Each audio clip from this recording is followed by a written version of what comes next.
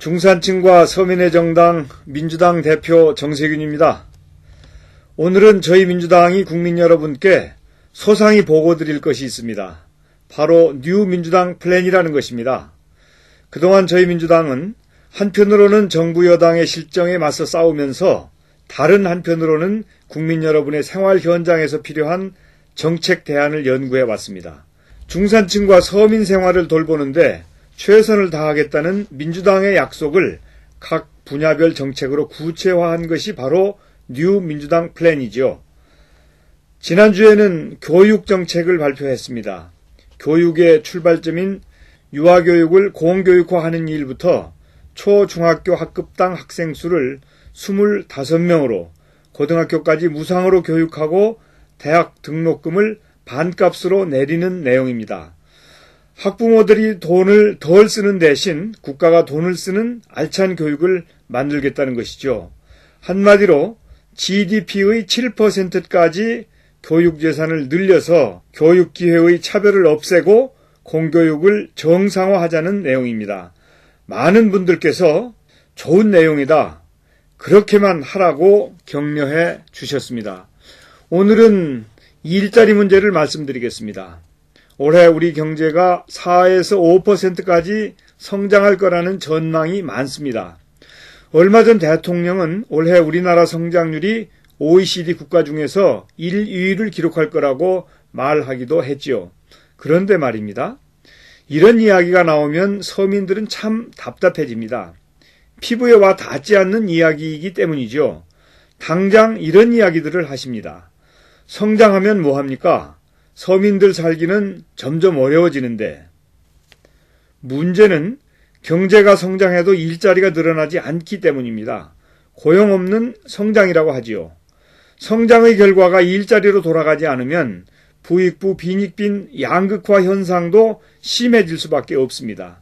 작년 한 해 동안 우리나라 고용률은 58.6%에 불과했습니다. 최근 10년 동안 가장 낮은 수준이죠. 결국 실업자 수도 최대치를 기록했습니다. 정말 특단의 대책이 필요한 때입니다. 일자리는 말만 해선 만들어지지 않습니다. 제가 예를 하나 들어보겠습니다. 얼마 전 정부가 일자리 대책의 하나로 간병인 서비스 시장 활성화를 내놨습니다. 그런데 정작 복지부는 간병인 서비스에 보험을 적용하는데 소극적입니다. 정부 안에서도 손발이 맞지 않는 것입니다. 이래서는 일자리 대책이 효과를 낼 수 없지요. 모든 정책을 일자리 중심으로 집행한다는 발상의 대전환이 필요합니다. 기업에만 맡겨놓아서도 안 됩니다. 기업을 욱박질러서 될 수 있는 일은 아닙니다. 정부가 나서서 물꼬를 터야지요. 예산으로 뒷받침하고 공공부문이 역할을 해야 합니다. 먼저 정부가 생각을 바꿔야 합니다. 전체 고용의 88% 이상을 책임지는 것이 중소기업입니다. 중소기업이 성장해야 고용도 늘어나는 거지요. 성장의 중심축을 수출 대기업이 아니라 내수 중소기업으로 바꿔야 합니다. 일자리 창출의 1등 공신인 중소기업을 지원하고 창업 대책, 투자 확대 대책을 적극적으로 내놔야 합니다. 공공부문이 앞장서서 사회 서비스 일자리도 늘려야 합니다.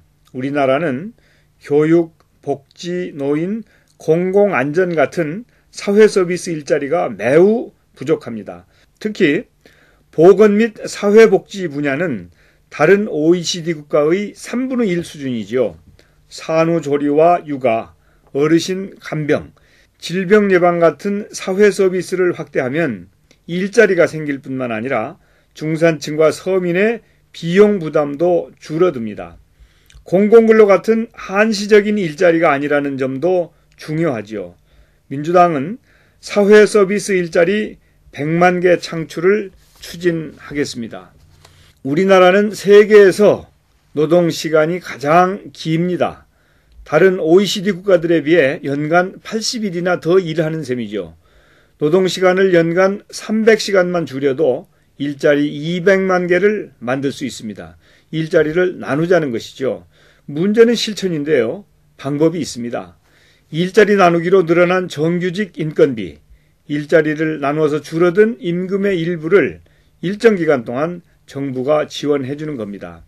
일자리 나누기에 필요한 노사 합의를 예산으로 뒷받침하자는 거죠. 새로 사람을 채용하는 중소기업 지원도 강화해야 합니다.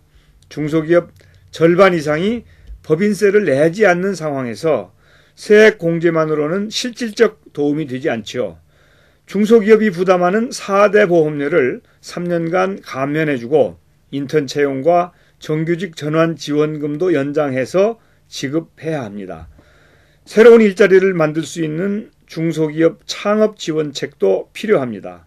세제 혜택도 주고 연대 보증도 폐지해서 한 번 실패한 사람도 재기할 수 있도록 도와야 합니다. 이렇게 예산과 제도로 새로운 일자리를 만드는 것과 함께 있는 일자리의 안정성도 높여야 합니다. 특히 서민 가정에는 건설 현장에서 일하시는 분들이 많지요. 대표적인 비정규직 일자리입니다. 하청에 하청을 받는 구조라 임금도 낮습니다. 적어도 공공부문에서 발주하는 100억 이상 공사는 대형 건설업체들이 직접 시공하도록 해야 합니다. 건설업체가 한시적인 비정규직이 아니라 정규직을 고용하도록 유도하자는 겁니다. 영세 자영업자들의 일자리도 보호해야 합니다. 동네 슈퍼나 안경점, 이용원, 미용원 같은 골목 상권을 지켜주자는 것이죠. 기업형 슈퍼마켓 개설을 허가제로 바꾸고 영업시간과 품목도 제한해야 합니다. 한국 경제의 최대 과제, 국민의 최대 관심사가 바로 일자리입니다. 일자리가 모든 정책의 중심에 있어야 합니다. 민주당은 국민 여러분의 피부에 와 닿는 정책, 실생활에 도움이 되는 정책을 계속해서 발굴하고 실천하겠습니다. 관심 갖고 지켜봐 주십시오. 감사합니다.